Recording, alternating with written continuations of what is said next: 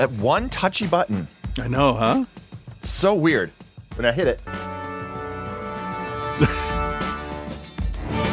I mean, it's a fun button that I never use. Yeah. But anyway, hey, welcome back to Outside the Cinema, your weekly source for cult movie discussions. I am Bill. That is Chris. Yep. We are here to enlighten you with forgotten films from the 80s, and then if you should take the time to watch them this week. Yeah. Maybe not watch the films themselves this week, but in general, like, that's what we're doing. We watched two, like, classic OTC fare this week. I know the last, like, year, we've kind of really pretty much thrown away the 10-year rule because we cover a lot of new stuff just because it's the only way that we'll watch it. Yeah, yeah. It's so true, though. I was thinking of, like, I do that from time to time, and I was also looking at, like, my list of movies that I watched this year, and it's like 170 or something like that. Okay. And like, actually, I'll tell you the exact numbers, Chris, rather than us pretending to know here. All right. So let's see here. I've watched 168 movies this year. Okay. 73 of them are for the show. That makes sense. Yeah. Yeah. So, yeah, the majority of the stuff I would not watch if we did not watch it for OTC. Oh, absolutely. So, yeah. But yeah, this is classic OTC fare. We are doing two films that are available on Tubi, but are not. But they are not Tubi films. They are two 80s, I guess, slasher movies. I guess. Well, one of them's supposed to be a slasher movie, and the other is a ghost story of sorts.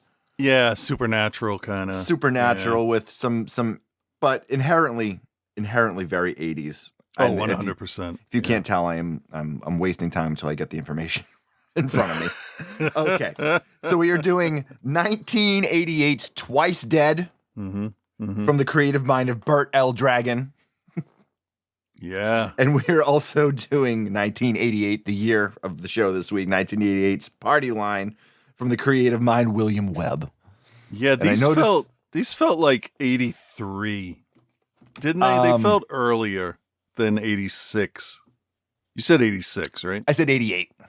Oh, that's even worse. Okay. Yeah. So well, they were probably filmed in 86. Oh, that's fair. Yeah. Yeah. So, but yeah, they're two, I mean, just absolute 80s trash.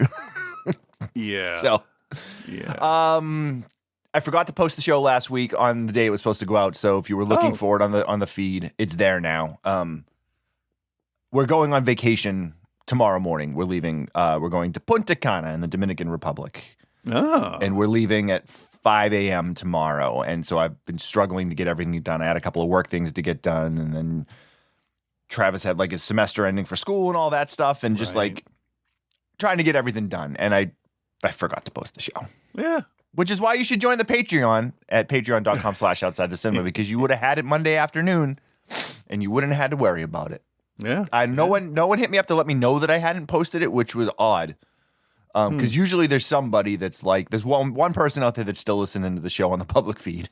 And they were like, hey, they must have been busy last week too. But last week's show was it was very good, I think. I think our review of Trap was oh my God, I forgot we did that good. last week. It feels like a year ago. Oh, hashtag never forget, Chris. I won't. Oh Never my God. forget. How not to write a fucking movie. So half-assed. That's how you don't do it. Yeah. So I will send this out to our Patreon members, asking the question. I'll do like one of the polls or something. Do you guys want me to start moving the show archives onto Patreon, like posting multiple times a week, adding the old shows there? Because I know the archive is kind of a pain in the butt to navigate.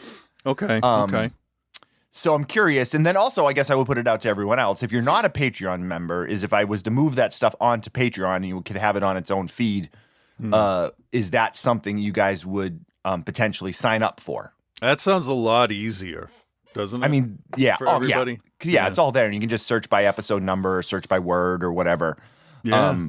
because Patreon has made a large number of updates to the way they run their feeds and the way they run their stuff. So there's a lot more options now than there used to be. Oh, okay.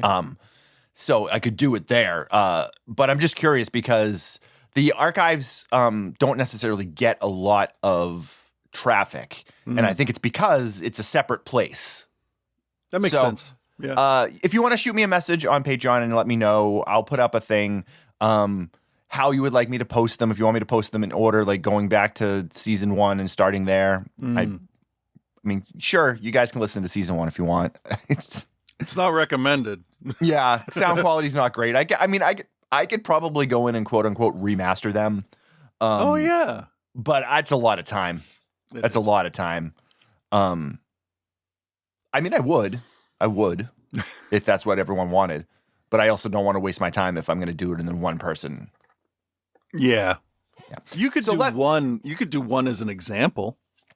Yeah, I could. I mean, the quality of tools is so far ahead of where it was 16, almost 17 years ago. Yeah, we're going to be 17 in the beginning of mid-January. We're going to be 17 years. The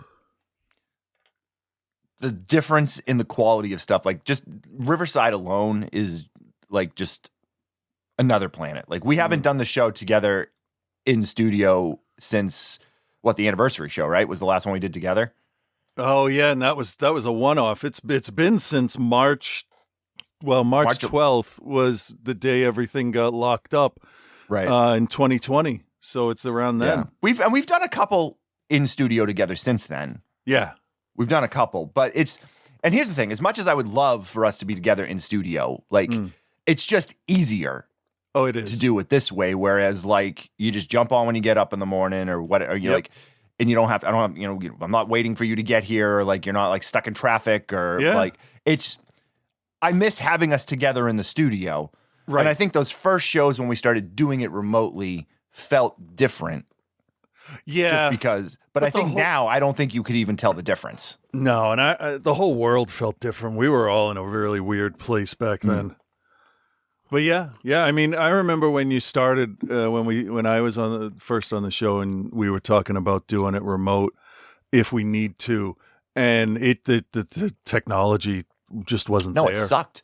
What we used to have to do when we would record with like another show, or somebody would do something remotely, or if we'd do an interview, a remote interview or whatever, we would record our audio. Yep. They would record their audio. Yep. And then they would send them, and I would have to sync them up.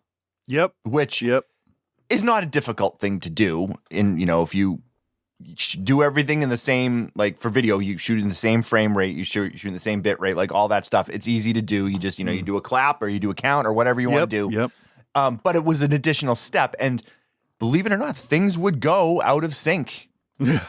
And like, even though you recorded the conversation, things just don't sync up the right way. Yeah. So we not would do that, everything. and then it was a nightmare. It was a nightmare.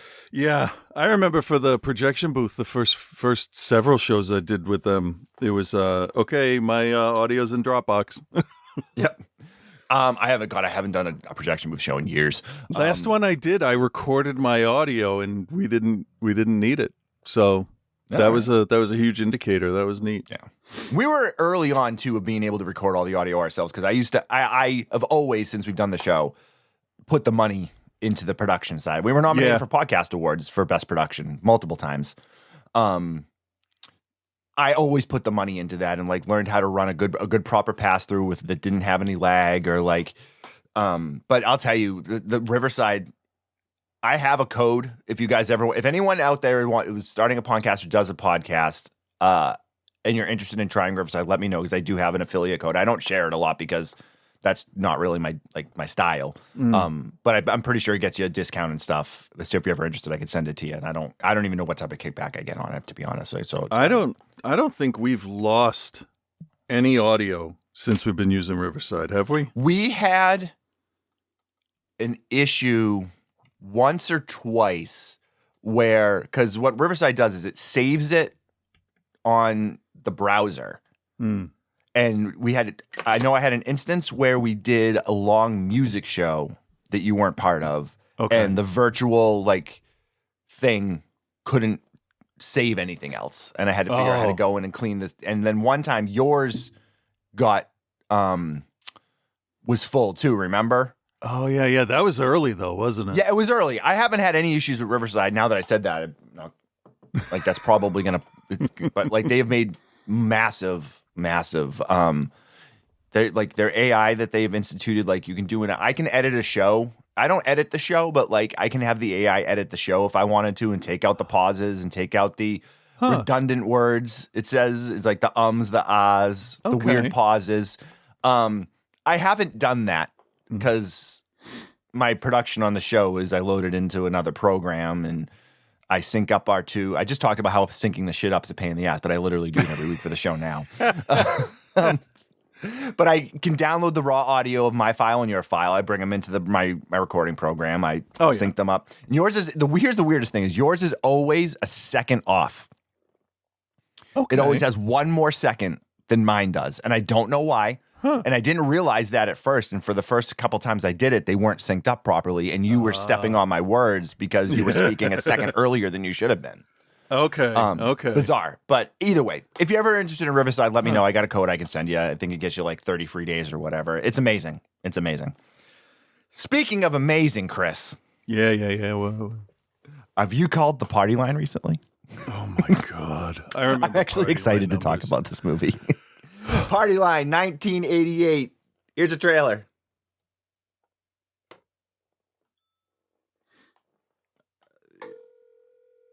No. Damn it. Hang on. I gotta reconnect. Reconnect the thing.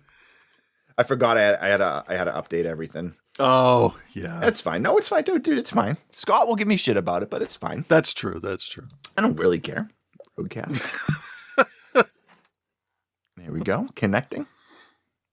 All right. Let's get back in there. Here we go. All right. Chris, have you called the party line recently? I have.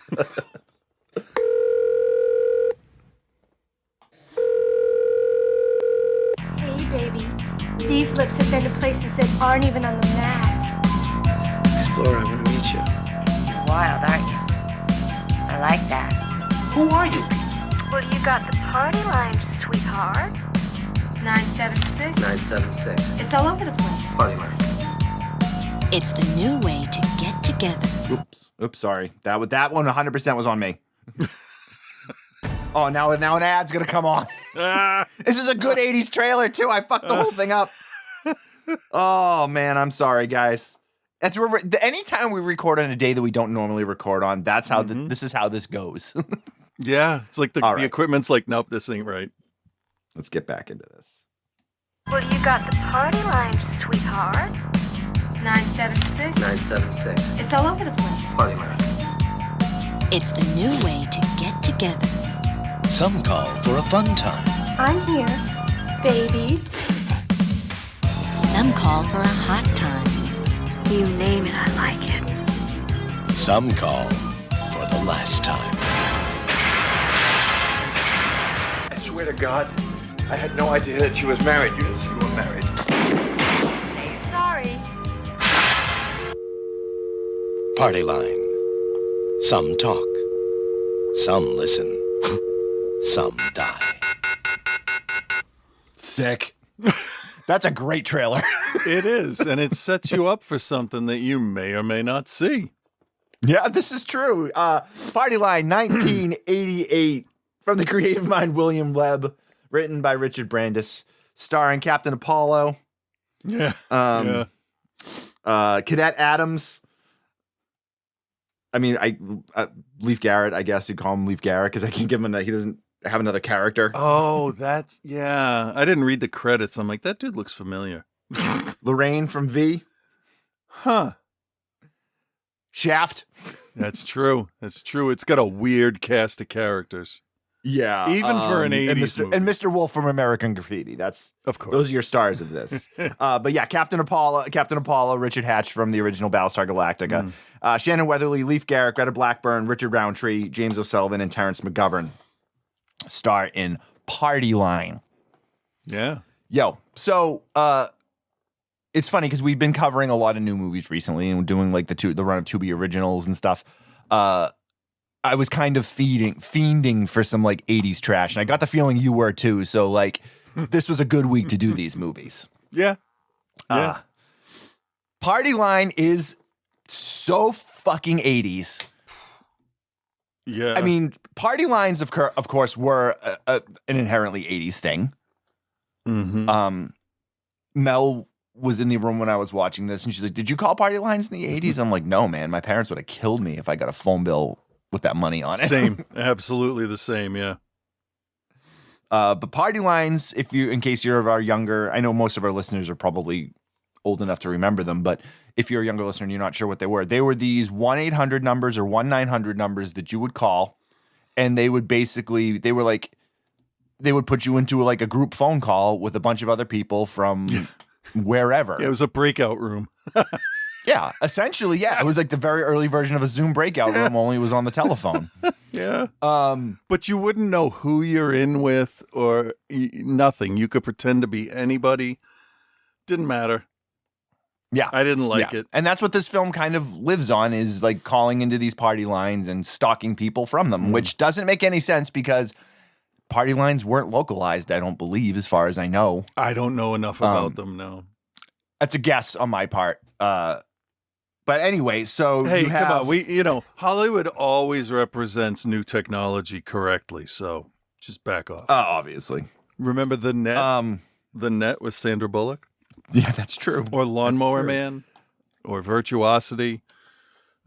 Sorry, go ahead. Johnny Mnemonic, they're all coming back. So this film is essentially a slasher film where people stalk their victims on a 1-900 party line. You have Leif Garrett, who plays Seth, and you have Greta Blackburn, who plays Angelina. They are the murderous couple, a.k.a. brother-sister, a.k.a. Oedipus Rex syndrome. Like, it's a bizarre If they had a feeling. band, it would be called Flowers in the Attic. It would be. Yes, it would. But the film opens with her bringing a guy home. Mm-hmm. Actually, it opens with the party line stuff. Yeah. And her talking about, well, it's my first time on the party line. Oh, well, I called once before, but I just listened. Yeah. Want to meet up? Yeah. Okay. Yeah. I'm shy, but let's go meet in real life. Yeah, right. Exactly. Well, it was the 80s. We were stupid back then. This is true. So she meets up with this guy, brings him home, and then Leif Garrett comes crashing into the room pretending to be the husband. Yeah. And the dude's like, "You didn't tell me you were married." And like, then they're like, "Yeah, but you're married, and you didn't tell me that you're married." And it's the whole thing. And then Leif Garrett pretends to be the like spurned husband, and then he kills the guy. So it's a slasher movie in the sense that like, but it's not a hidden slasher movie. We know who the killer is right from the get-go. And it's really interesting to see how many movies Leif Garrett actually showed up in. Like, I always thought of him as like he was this musician and then like a failed actor, but he's been in so many things that we've covered over the years. Yeah. Yeah. And he was hugely famous as a singer back then. Oh yeah. I mean, and he was in The Outsiders, he was in Joe Dirt, he was in the Sgt. Pepper's Lonely Heart Club movie. Yeah. But let me scroll through here and look at some of the stuff so obviously Party Line we covered Cheerleader Camp, he was in that. Pretty sure we covered Thunder Alley, he was in that. Yeah. There was more. I know there was. Skateboard, he was in Skateboard. Oh, Skateboard. I like that one. He was in Vengeance. Yeah. Yeah. Yep. He did. So, he I mean, did all right. Yeah, he did. I mean, he's got lots and lots and lots of credits. He was in the original Walking Tall. Oh. So, and he's got the look of love for this character. He looks childish and scared, but also has that creepy look in his eye that gets you. Yeah, he played a good weirdo, definitely. Because normally, I mean, back then he was the heartthrob. He was like the male version of Tiffany, if you will. Yeah, I guess that's a good way to look at it. Like he was a pop star. He was a Justin Timberlake or a Justin Bieber or like that. Yeah, he was that Yeah. for that time period. So we know that they lure people and then they murder them, and we realize immediately that they're brother and sister, Mm-hmm. but there's a very bizarre relationship between the two of them. They talk about how the mother's dead, and then the father killed. Either was it the father killed the mother, and the mother killed the father, and then the other one took their own life. So he's definitely got mommy issues. Yeah. Yeah, and it really didn't matter. Right. He's got mommy issues. She's got daddy issues. And then we're introduced to Captain Apollo's character, who is, of course, the hard-nosed, I don't play by the rules cop. Yeah. A little tired. So Richard Hatch. But Yeah. So Richard Hatch plays that character, Detective Dan something or other. yeah. And Richard Roundtree, so Shaft is his captain. They keep talking about how like he doesn't, plays fast and loose with the rules. We're then introduced to Stacy, who is the special detective who's the assistant to the DA, and then we meet the DA, and of course the DA is trying to bed Stacy. And Stacy Weatherly, she was in I think 2 or 3 of the Police Academy movies. She was also in Shadow Zone, which we covered back a while ago. Oh, that sounds real familiar. But she made a really good career out of appearing as the older hot blonde in older. TV shows. What is she, like 30 here? No. In this, she's like 30, but like she was in like VIP and she was in like Baywatch. Oh, and newer. Like okay. 10 years later. Gotcha. So, I mean, older is obviously like I'm doing air quotes. She was like 35. Hollywood old. Yeah. Hollywood old, right? Yeah, exactly. So she's been in a bunch of stuff. So she's, not down with the DA wanting to be with her, and she's got assigned to these serial murders, and the serial murders are the kills that these guys have been doing, that Leif Garrett and the sister have been doing off of the party line. And so they go to a club and they pick up people at the club and they kill the people there, and like it's all very 1980s. Very 1980s. You got the band performing on the stage and there's vocals, but nobody's singing. Yeah. There's like coke being done in the bathroom, and like everybody is dressed to the nines, but like they're dressed to the nines without spending a dime. So as this goes on, Dan gets thrown out. So he discovers one of the dead bodies, and so they're like, well, you discovered the dead body, so now you're going to have to work on this case even though you work in Vice, because that was the whole thing about how he works in Vice. Yeah, that doesn't make we also know any that Dan's, sense. Yeah, and we also know that Dan's kind of a player because he's hitting on one of the chicks at the police station because she was able to get Lakers tickets, and then he's also got a cop that he works with, but also is banging. So yeah. I mean, he's typical 1980s cop guy. So him and Stacy are forced to work together, but the DA doesn't like him because he thinks he's trying to like get with Stacy, and Stacy's just trying to solve the murder. Yeah. So the whole thing starts to really move along when they do this party line call, and there's these 2 young girls that are on the party line that are calling from a house that they're babysitting at. Right. And because she's probably supposed to be like 14? I would say, yeah, Maybe 14 to 16 around there makes sense. 14 to 16. Let's say 15 to cut the loss. Oh yeah, that would make sense. Yeah. Yeah. And they're just doing it for fun, and also because they're horny teenagers. Yeah, and they want to say naughty stuff.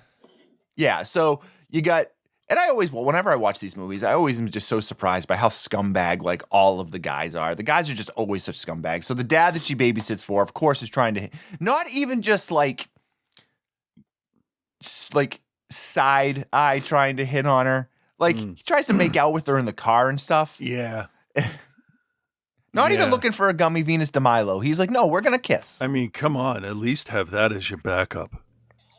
The interesting thing is that the 2 babysitter girls were, I guess to put this nicely, they are Hollywood best friend attractive, not I want to fuck the babysitter attractive. Correct. They're not Christina Applegate. Yeah. No, they're normal Actually, she wasn't looking the babysitter. people. Yeah. So and believable, strangely enough, despite the shitty writing in this movie, believable. Like they were, in that role. Yeah. So the father then is like, where are these phone numbers that are on my phone bill? Because those party lines were expensive. They were like $3.95 a minute or whatever. Like that's back when people had money to throw away on party lines. I don't think anyone that actually called them like had the money to call. Like, you know what I mean? Yeah. Anyway, so the father calls and he realizes it's a party line, and then he's into it too. Oh, of course, because he's but a piece of shit. Right. So one of the girls is trying to meet up, and it ends up she's going to end up meeting up with Leif Garrett, and they're like, "Oh, we're going to go to such and such, and I'll be wearing a red shirt." And he's like, "Well, I'll be wearing a red shirt and or red suspenders or something." But one of the other women on the line we see is like, "Oh, okay, well, I'm going to friggin' trump this," and she wears the red dress, and she's like older hot woman, right? So the little girl gets like completely ignored, but then that girl ends up showing up dead, and the young girl is the key to figuring out who the killer is. Right? Yeah. It actually works out pretty good. It's a pretty decent little. So this movie is very much like, I know we said it's a slasher, but it is a police thriller with hints of horror. Yeah, so we got it's cat and mouse, I think is the best way to describe this, right? Yeah. Because you got people chasing people all over the place. Yeah. The most interesting stuff going on is the dynamic between Leif Garrett and Greta Blackburn, the brother-sister relationship, because she keeps threatening to leave him and he'll be all alone. He can't be all alone. He can't handle that. So she's the motherly figure, and he goes off and starts killing people without her, and she doesn't like that because they have like a very specific, and she's like, we have a very specific way we do things so that we don't get caught. Yep. And it's that whole, he breaks the rules. Yeah. So, yeah. That's really it. I mean, trust me, it finishes out pretty much exactly the way you expect it to. Yeah, there's no surprise. There's nothing inherently different in this film that you haven't seen before that they're doing. But I thought it was a pretty solid mid-'80s thriller, like in terms of like the way they told the story. They made sure that you knew who the killer was right away, so you weren't questioning anything. It was all about, like you said, the cat and mouse of how they were going to end up catching them. Yeah, it goes from mystery to more suspense thriller, which is sometimes I appreciate that, and sometimes I want to be able to figure it out. But if you show me right in the beginning the person killed the other person, I don't have a choice. That's what you gave me, so I just accept it and we go. Yeah, yeah, and it works, and for the most part, it works. I think the strongest thing here is the cast in this. You got Richard Roundtree as the grizzled captain, who has a few choice scenes, and he buries the point home multiple times of like, I'm the absentee captain that does not fucking care. Yeah, this is your problem now. I'm gonna go home and take a nap. And I think he even says that at one point. He's like, "Well, you better figure it out. I'm gonna go home and take a nap." Yeah. And Captain Apollo is great in that like tired, break the rules, I don't care detective role. Yeah. Yeah, it's I think it's solid for what it is. Yeah. It's weird that I'd never heard of it. Like it it feels like something that we should have talked about already. Yeah, I had read that it had been unavailable for a very long time. Oh. And I think it was one of those titles that was probably in like a whole host of other movies that just got like never got digitized or something like that. So they weren't, and didn't get to go up on streaming. It didn't get probably got like a regular home video release, but it was just probably a small release but it's surprising because it does have a pretty good cast in it. And 1988, I mean, Richard Hatch is out of Battlestar Galactica at that point for a number of years, but wasn't he also in, let me look it up. I think he also starred in a long-term. I want to say he did something, but for the life of me, I can't remember. Well, yeah, I mean, he was in the original Battlestar Galactica for a number of years, and he's worked pretty significantly over the years, mostly in B movies. But I want to say he had another series. He was in he played Tom Zarek in the Battlestar Galactica reboot. Oh yeah. Yeah, that was 2005. Yeah, so he was in that. He was in Baywatch too. I think everybody was in Baywatch at one point. It's like everyone was in an episode of CSI or Law and Order. Right. Yeah, that was the guest show. That was the Love Boat of the day, or the Fantasy Island. Yeah. Oh, he also was on the soap opera Santa Barbara for a season or two. Oh, okay. And so, yeah. So, I mean, episodes of MacGyver. All right, he was on the Love Boat, too, in 1982. So he just picked up stuff when he wanted to. sounds like. Yep, he was in Dynasty, a number of episodes of Dynasty. He was in TJ Hooker. Oh, yeah, that makes sense. Was he on the A-Team? Because he definitely fits with his buddy on the A-Team. Murder, She Wrote, and Fantasy Island. Fantasy Island. I don't see the A-Team here, though. Interesting, because Starbuck was on the A-Team. I figured that would have been a nice, hey, let's give my friend a job for an episode. Nope, no A-Team. Okay. Pretty much every other TV show. Yeah. Jake and the Fat Man. Oh, man. I wonder if you could do that show again with that title. Probably not. Let's try. Yeah. Let's try. All right. All right, let's grade this. Damn it. All right, Chris, do you recommend, is one of yours your grade for 1988's Party Line? Yeah, I guess I will recommend this. This is there's some nudity in it, but it's kind of a lighter murder thriller kind of thing. It's not the heavy soul crushing stuff we normally watch. Correct. With a little bit of editing, this would be fine on like a Saturday afternoon if you got nothing to do. But I'm going to give it a B-. It was fine. I don't hate it. Nothing's wrong with it, but it's just like the story itself is just, it's okay. It's kind of a little bit above average. Okay. Everything came together really well in the end, but there's just something about it, like overall, that I was like, all right, that was fine. Not great, but just enjoyable. So I agree with you. Yeah. So I recommend a you... B. What did I say? B plus. I don't know if you had actually said yet. I'll go B plus because I didn't hate it. B plus? Yeah, why not? Seems like a stretch. Okay. All right. No, I agree with you for almost across the board. I'm not going to grade it that high. But I thought the cast was great. You're going to recognize most of the faces in it. The writing is weak, but again, it's a simple thriller story.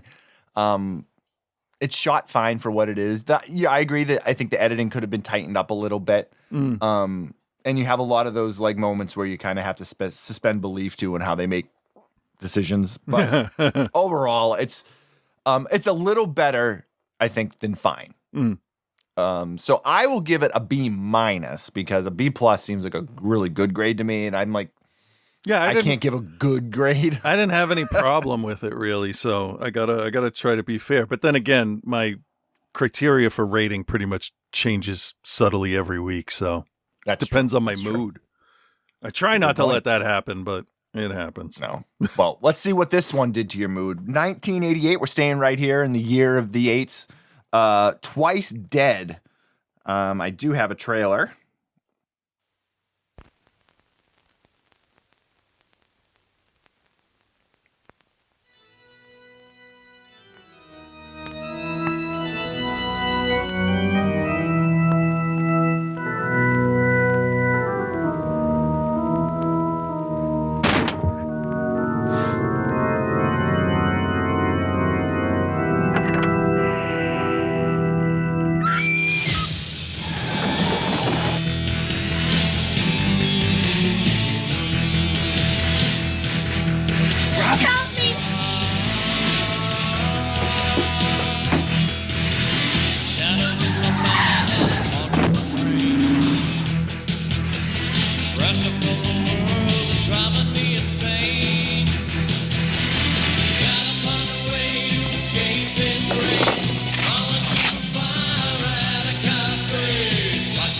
I'll protect my family any damn way I see fit.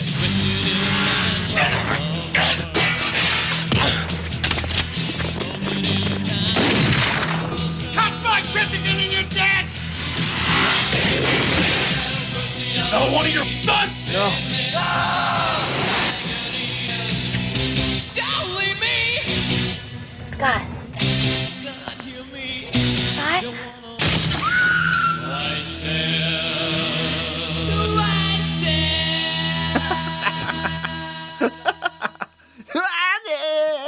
What the fuck? I thought that trailer would have a good like voiceover. No, just No dice, just though. a No- kick-ass song. Here's another one. Maybe this one has a voiceover.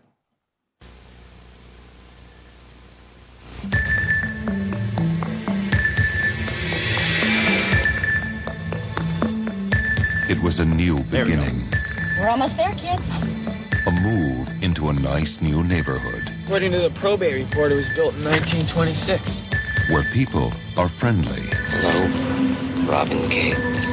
Neighbors stop by. With a concerned police force. It has to do with some old actor. Nobody's wanted to live in this place. A lot of nonsense, really. You know, we haven't heard anything for years. Just a little fixing up, You know, the word is that old Tyler place is, spooked. and it'll be a dream house for nightmares.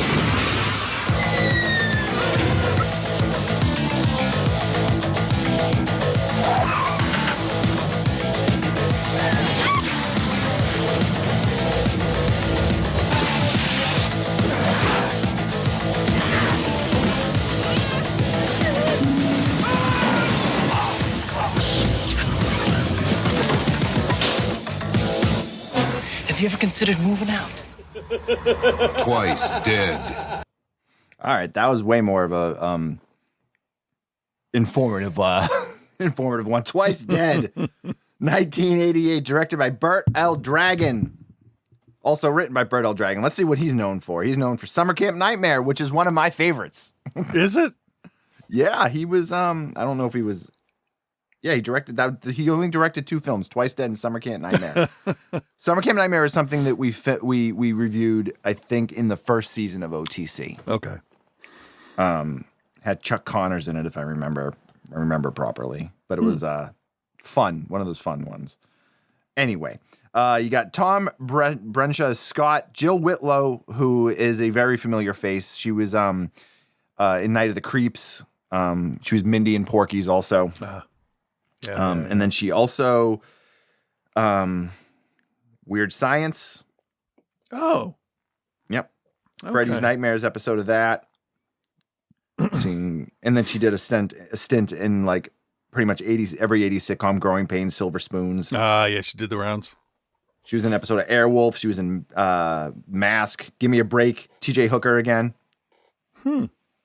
So she's a recognizable face. Jonathan Chapin, Christopher Bugard, Sam Melville, who plays the dad. He was in the original Thomas Crown Affair. Oh. And Scarecrow Mrs. King. I remember that So show. Twice Dead is an interesting little flick here. This is another one that I'm kind of surprised we haven't covered at this point, just because it's a little-known 80s horror movie. We open up with a very 1930s style actor guy romancing a mannequin of a beautiful woman. To be fair, in the very beginning when he's dancing with her, she's real. She's right. Yeah. And then she... But that's because he sees her that way. So... Not us. Yeah, so he's dancing with her, and I'm gonna take this part because of what went through my head. Go for it. Go for it. They're dancing. He unzips the back of her dress, and you think it's gonna get all sexy times, and then he plunges a dagger into her back. And my first thought was, oh, he stabbed that puppet, because at that point she's a mannequin. Yep. And I'm like, okay, so he's gonna sit her down, and they're not gonna show the face because obviously we would clearly. Oh, we're supposed to know it's a mannequin. Oh, okay, good. All right, fine. And that's how my adventure with this movie started. Right. So he is an old actor named Taylor, and we get a knock at the door, and we find that it's a gentleman that the house is supposed to be his. He's got the couple policemen with him. I believe his exact thing is, "Come on, Taylor, I've got the law enforcement with me." Oh, yeah. Yeah, this movie definitely votes Republican in the 80s. Oh, much. A lot of these movies where it's the average guy standing up is definitely like conservatively informed.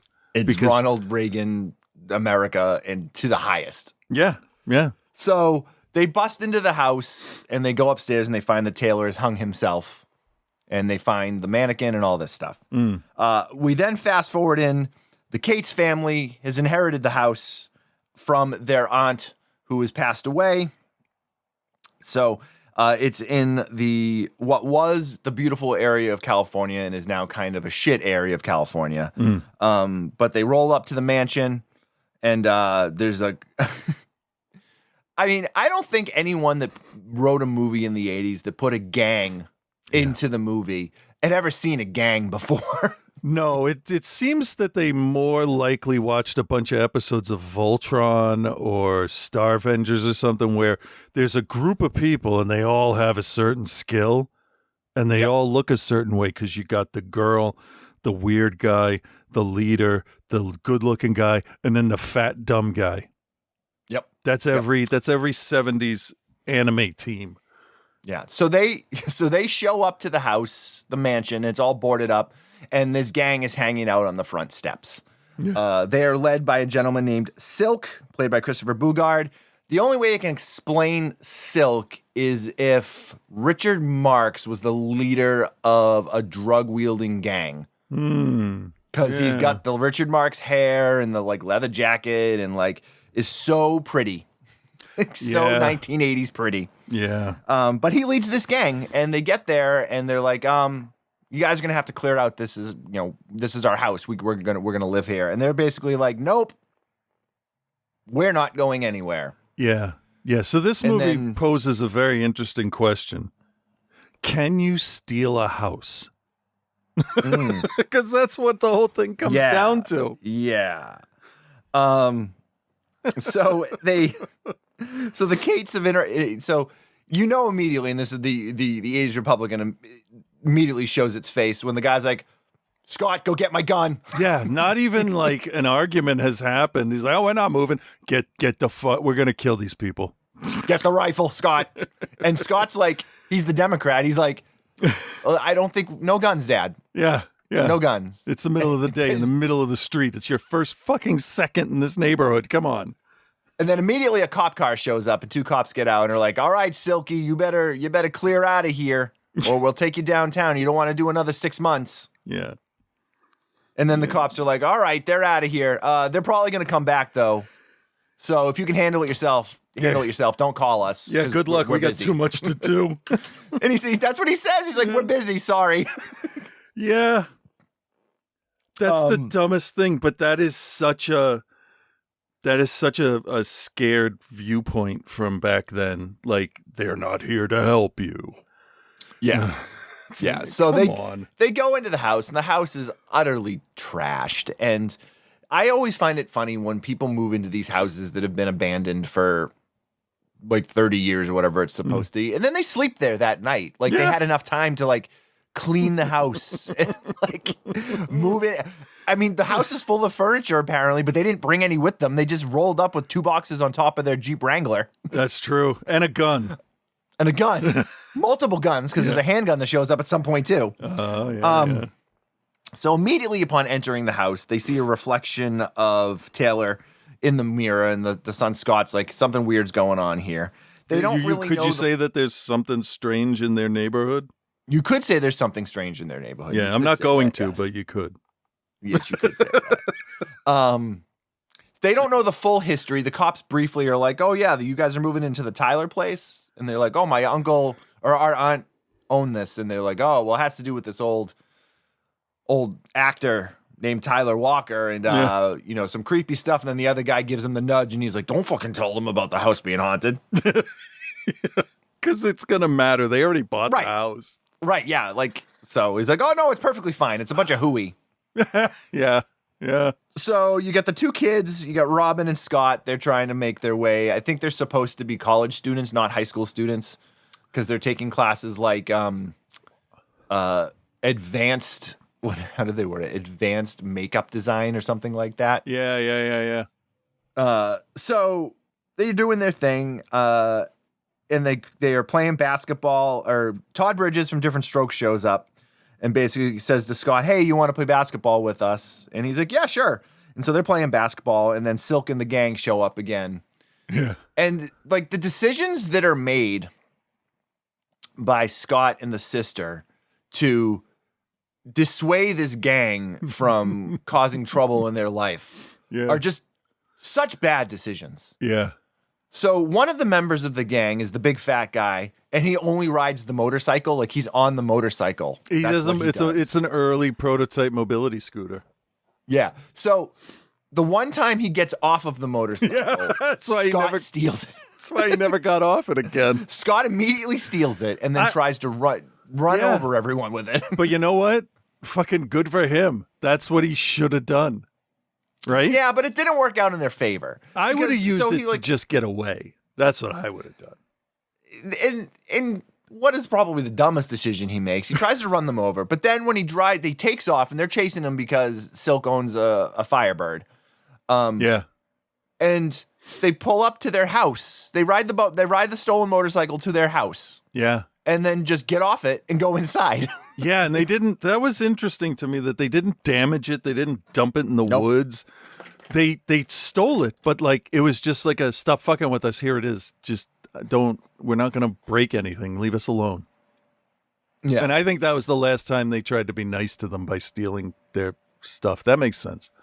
I don't know. So then the gang is like, all right, we're going to come back. But one of the members of the gang is very infatuated with the sister Robin. For reasons we learn later on, which we don't necessarily need to talk about because the back end of this story is like they found it in a box of Cracker Jacks. So, because you know what I mean? How they were like, they pull out the toy and they're like, oh, that's it. Yeah. So they're going to come back. They kidnap Robin out of the house. Scott comes running down to help. He's woken up by the ghost. So if you're thinking the ghost is a bad guy, he's not. Spoiler alert. Well, not ghost, to our sort main of. characters. Yeah. No. He's protecting the people that live in the house, the family. The ghost wakes up Scott after almost hanging him. Because if that happens first. My bad. He's like, oh, I didn't realize you were the good guys. My bad. Yeah. And then Scott gets the shit kicked out of him, and the father comes downstairs with his shotgun. And as you heard in that second trailer we played, if you touch my kids again, I'm going to kill you. And then immediately the next morning, we have to go back to Colorado. Will you and your sister be okay? Yeah. This is after she sleptwalked outside or followed a sound outside in her nightie? Or is that later? No, she went outside trying to find the cat. Oh, yeah. We found out where the cat was eventually. Yes, nailed to the door. The cat's name was Meow. Of course. And I can't judge that because my dog's name is Bark. So that's a good point. I like that. I can't judge that. It's poor writing. Maybe it was Meow. Never mind. I don't have a name. Yeah, I know. I was trying to think of a good M name to go with it. I was going to go with like Mia Farrow, but Mia Meow. It Meow Farrow. Yeah, it wouldn't work great, but I mean, yeah. Meow Carrie. Meow Carrie. I don't know. Anyway, so she gets outside. So the mother and father have to go back to Colorado for some court date having to do with the father's Well, at least it makes sense. It's arbitration on the will, right? Somebody's something to do that, or it was either that or something with the father's failed business because they're only in the movie for the first half, but they make a really like hard push to let you know that the father has failed the family. His business went under. And he's like, oh, I'm sorry I failed this family so bad. Like, literally, like, spells it out for you and says, I'm sorry I failed the family so bad. And the mom's like, well, okay. Yeah, let's just pick up the fucking pieces and let's go. All right. So they disappear. The father gives the kid the guns. And he's like, well, I don't want to use these. And he's like, yeah, well, if those guys come back, you're going to have to. Which is fair. Which is fair. Yeah, which is fair. So then they, of course, come back again. Yep. And rather than... here's the other thing. So they tried to, like, rape and murder the daughter. And they call the cops. And the cops are like, well, they were wearing masks, so we can't do anything. I'm like, no, that's not how that works. No, it's definitely not. We know it was them. Yeah, we know it was them. She says it's them. You go get them, and you question them. That's how police work works. Yes.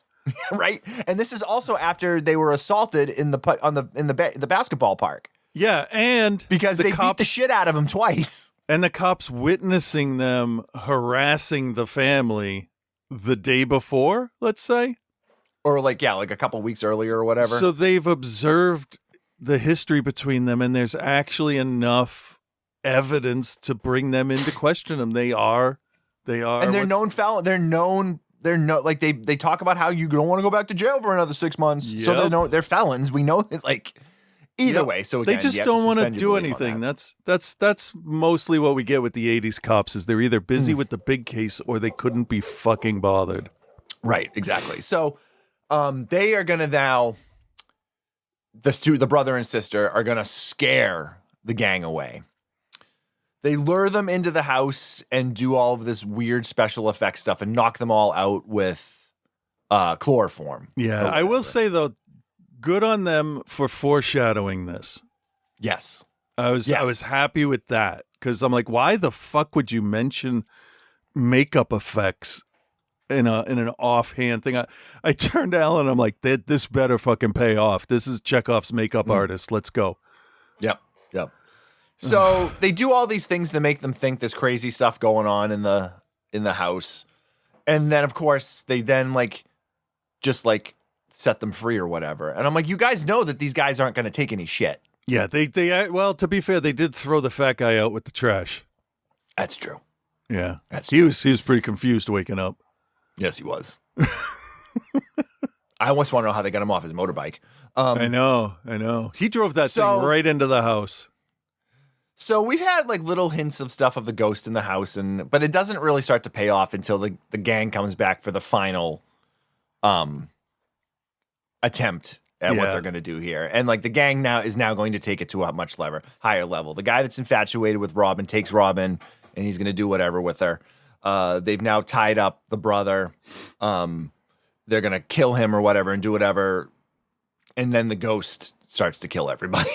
Yeah, because they wasn't it? It was the pizza dude, right? They bribed the pizza dude to bring him a drink and a pizza so that he can be drugged so they can get in the house.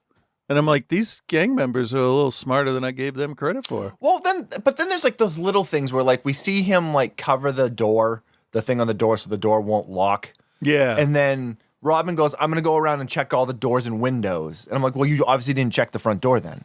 Yeah, and they definitely gave it that it's not closed. Yeah, they gave it that latch click sound too. And so she hooks the chain, but they of course cut the chain. Yeah, I mean, come on. You kick that hard enough, you can take care of it.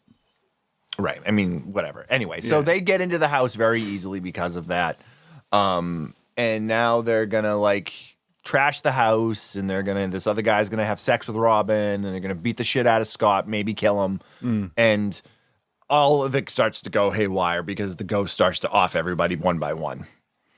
Yeah. And in some fairly decent low budget effects, I feel, for 1988.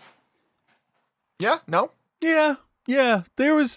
It got a little weird at the end, which I appreciated because you do have a ghost story, so you got to do something with it. And then it didn't go off the rails, but it was definitely up on two wheels for a couple seconds here and there.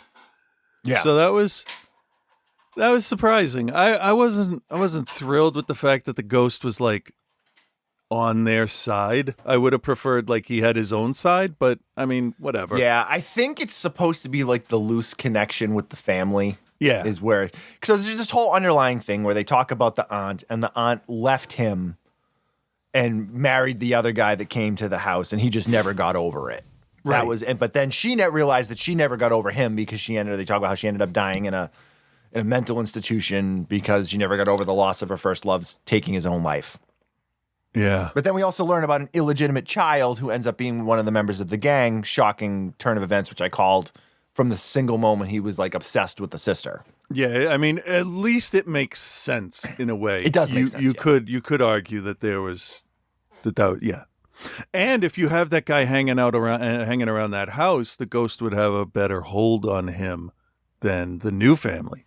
Correct. So there was a lot of actual thought put into how stuff would work on this. And I did read a couple reviews where it's the ending doesn't make any sense. And I'm like, how?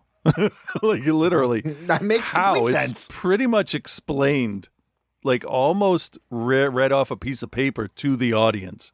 Here's what happened. Yeah, exactly. You want a grade or you got anything else you want to add? No, I'm good with this. All right, Chris, do you recommend and what is your grade for 1988's Twice Dead? I am going to recommend this because it's goofy and weird. If attempted rape throws you off, it's just really pushing the girl up against the wall and like standing really close to her. It's the implication that it's going to happen. Yeah. Or they are the dumbest rapists I've ever seen, which is, that's a hotly contested category.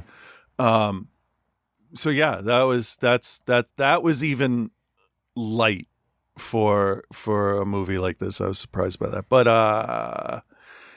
I'll recommend it, but I'm going to give it a C+ because I'm not going to remember it. It's not going to stand out too much. It is another one of the moving is the greatest terror kind of thing.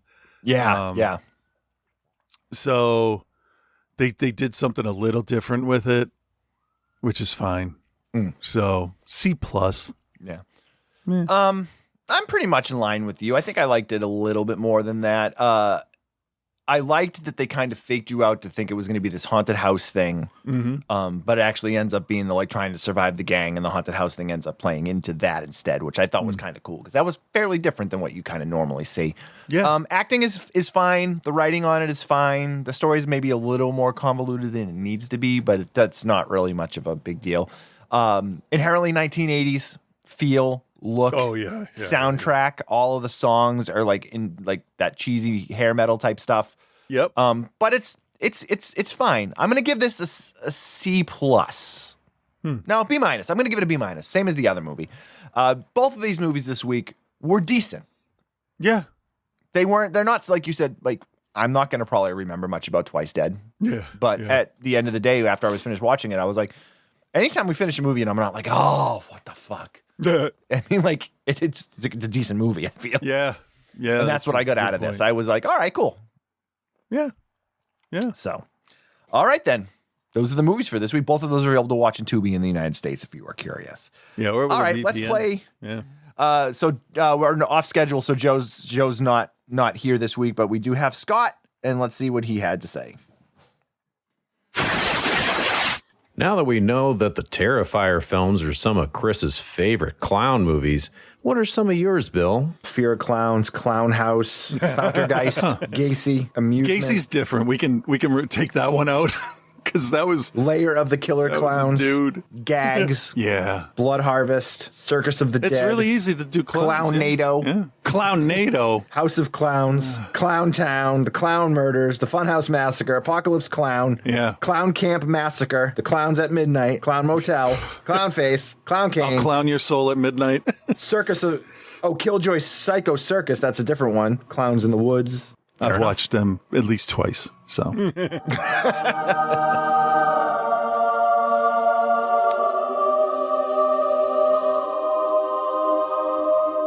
What? Yeah. Holy shit. Yeah. With Reverend Scott. It's a dude's butt and sawed up wiener.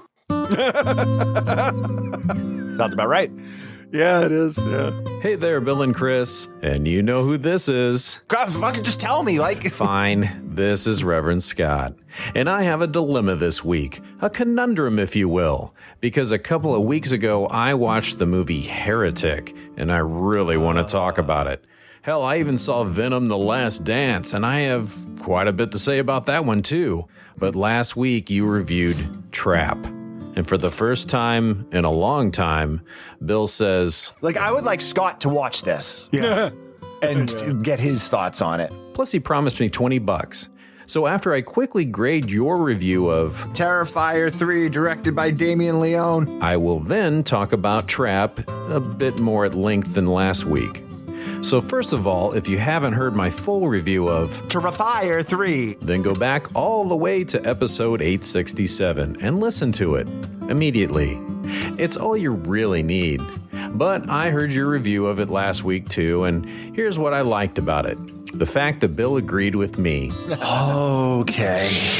I think Chris and I may disagree on just how mean-spirited a majority of the kills felt, but other than that, you both followed my lead from my review nicely, as you should. Okay. And I give your review of Terrifier 3 an A-, which is great.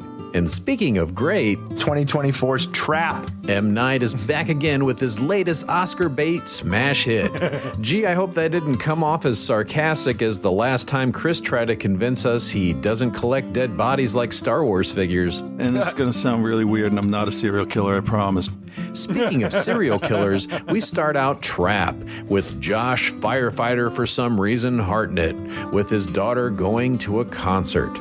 Let me start by saying that Josh Hartnett is as likable as ever, and I think the little girl playing his daughter is wonderful in this, maybe the best part of the whole movie. Anyway, we quickly find out Cooper is very uneasy about all the cops around, which is totally understandable. How the fuck do you know that? Well, because he needs to check in on the webcam he has set up for his friend that seems to be having some trouble with his chains or something. But after a few interactions with a mom that's a total bitch and her spoiled kids, we get right into the action. And by action, I mean Lady Raven, my favorite pop star, played by M. Night's daughter, doing her own original music. And I think we can all agree that was an amazing decision. I think that was a really good choice. It really worked. I didn't say that. Very good. Glad you agree. Almost as good as the decision the FBI profiler made to rig the whole concert as an elaborate serial killer trap. None of that makes sense to me. No. Because that's not something that would happen. But then when it's said and it starts to be spelled out for you, it makes even less sense. Yeah, hey, let's put 20,000 people in jeopardy with a known murderer. Totally agree again. There's no way you can kill that many people before the cops detain him. Plus, cops have it hard enough as it is. All these people wandering the halls constantly during every moment of the concert make great distractions. Let's also mention how many people were walking around the hallways during the concert. Oh my God. It's like a mall. Which is probably why Cooper left his daughter alone over and over again at the concert. He was thinking of her safety with all those people roaming the halls. I mean, for God's sake, there's a killer on the loose. Speaking of which, all the police knew to be on the lookout. 50 or 60 so cops that are SWAT team guys that have like M16 fucking machine guns. Oh yeah, they got their riot gear, all of it, yeah. And this guy is given the briefing. He's like, yeah, the guy we're looking for looks like Josh Hartnett. He's probably going to be around somewhere. We got to keep our eyes open. Which is why Cooper says he's just getting coffee several times. It's widely known by police that serial killers don't drink coffee. It's true. Genius level move. Besides, statistically speaking, there's likely more than one serial killer at any given concert. It's just math. And as long as people are getting their Lady Raven classic hits with only moderate intermissions for setup, they'd be like, I didn't care. Just let me watch it. Plus, it's only like 2 in the afternoon by this point. Nothing bad is going to happen while the sun is up. Apparently they went to a concert that started at noon. Yep. And there was no opening act. And there was no and it was over before it was dark out. It was over before dinner time. Lady Raven knows these kids have school the next day, and the middle-aged white dads have murdering to do tomorrow. A fact that neither of you seem to be able to wrap your tiny brains around. I'm sorry. And then now this again. Oh, here's the thing that just bugs me the most. Yep. Again, M. Night Shyamalan's never been to a fucking concert in his life and doesn't know how they work, because when they get out, get into this limo. Yeah. It's still fucking light out. Yeah, who has a concert at 2 in the afternoon that's not the fucking Wiggles? Exactly. And it's light for an extended amount of time. I guess what you're not getting is that Cooper is an evil genius. Just think about some of the stuff that he did.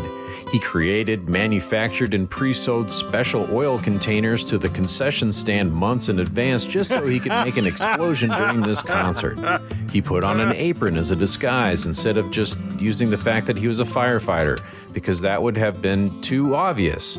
He pushed a woman down a flight of stairs in front of cameras and a crowd of people at a concert because no serial killer would be that stupid. Cooper is playing chess while the FBI is playing tiddlywinks. Okay. He uses M. Night's nepotism against him and tricks him and Lady Raven into letting a strange middle-aged white man matching the description of the serial killer they're all trying to find casually walk unchecked backstage. And Cooper knows Lady Raven is just like me. We always have a limo waiting backstage. So now he's guaranteed a way out of the concert trap. So the FBI is like, oh, fuck, now we got to do something different. And the best part is, since the cops think he's a concession stand worker, remember the apron part? They don't need to have any security go with Lady Raven and him when they leave. And the driver sees no issue with her going to this guy's house. It's genius. It's fucked up. Is what it is. And now we're in the living room of the whole Cooper family. At this point, I'm thinking, I wish the Lady Raven concert wasn't over yet. It's only 2:37 p.m. I wish I was still hearing new original M. Night's Daughter's music. And that's when it happens. We get a full piano rendition of her hit song, you know the one. Normally it would cost Cooper thousands of dollars for a private Lady Raven show that he's now getting in his living room for free. Genius. I'm not pissed enough to stop watching. Now, I know what you're probably thinking at this point. Cooper is indeed smart, clever, and not dumb. He has made zero mistakes up to this point. He fucked this up in ways I didn't think were possible. Now, I will concede that he did make one tiny error when he showed Lady Raven his friend wearing the chains on his phone. And now she wants him to be her friend too. So she steals his phone and runs into the bathroom. She locks the door so she can live stream about her new friend. Meanwhile, Cooper wants his phone back so he can make an unrelated important call. But she won't open the door. So what can he do? He can't get through the door to the bathroom, right? Right. What's his job? It's firefighter. Yeah. They down a door even though he's a firefighter. They should know how to do that. Also, he's a maniacal serial killer. Yeah. You seem to be forgetting that he's off duty right now. Oh, yeah. He's not allowed to do firefighter or serial killer things at the moment. Right. But anyway, Lady Raven starts shaming Cooper to his wife and family for his career choices, steals Cooper's friend, and even calls the cops on him in his own house. You should leave before we arrest you. Luckily, Cooper is playing checkers while the SWAT team was playing badminton because he's already ducked into his secret underground tunnel and put on a SWAT team uniform because obviously he knew what type of police would show up. And now he's waiting for Lady Raven in her own limo. Cooper gives the real driver the night off because he values the man's life-work balance and leaves with Lady Raven. Cooper draws a big crowd, of course, but as usual, Lady Raven is stealing his friends, trying to get all the attention for herself. That's when Cooper changes into Lady Raven merch that she owes him, obviously, for the free drive, and creates a SWAT uniform dummy, all while getting out of the car unnoticed. Genius. Cooper has had a long day by this point. He just wants to go home, take off his shirt, and have some dessert. And he comes back to the fucking house. Yeah, of course. He comes back to the fucking house. Yep. No one sees him get in the house. No. No one, they're not, protecting her. No. That's when we find out that not only has Lady Raven been stealing Cooper's friends, but his wife was jealous that he got to go to the concert without her. So she planted a receipt for the Lady Raven concert at an abandoned building and anonymously called the police and narked on him. But she did try to make up for it by serving Cooper some dessert. He's like, "You don't have to do that." But she insisted. But little did she know that Cooper had already planned on her spiking his dessert. He had slowly been working up an immunity to it for years, so he could pretend to be affected by it and get tasered by the cops so they'd be less suspecting of it when he took a spoke off the bicycle that he caressed lovingly so he could escape the unsupervised back of the police van. Genius. I assume after that, Cooper catches the butcher that we've all been chasing. I hope that's resolved in part 2. Which I think about a lot because I want to know what's going on there. So do I recommend Trap?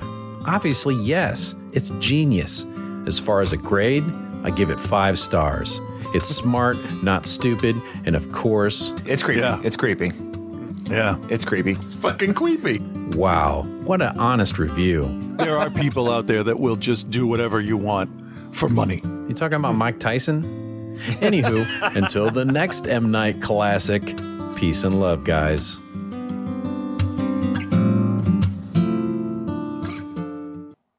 Outside the cinema. You can't believe how inept this is. Mm-hmm. But it's so bad. Right. Like you can't imagine how like weird and bizarre the interactions are, and just how like outside of reality this seems to live. Clown NATO.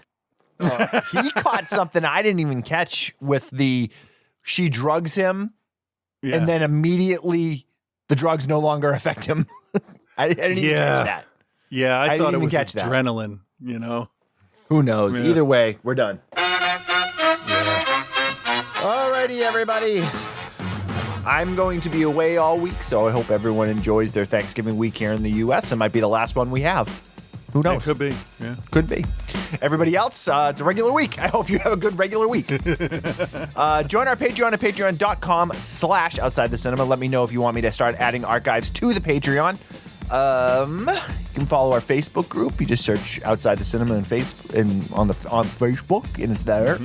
At OTC Bill, at Cthulhu on Instagram. And that's about it.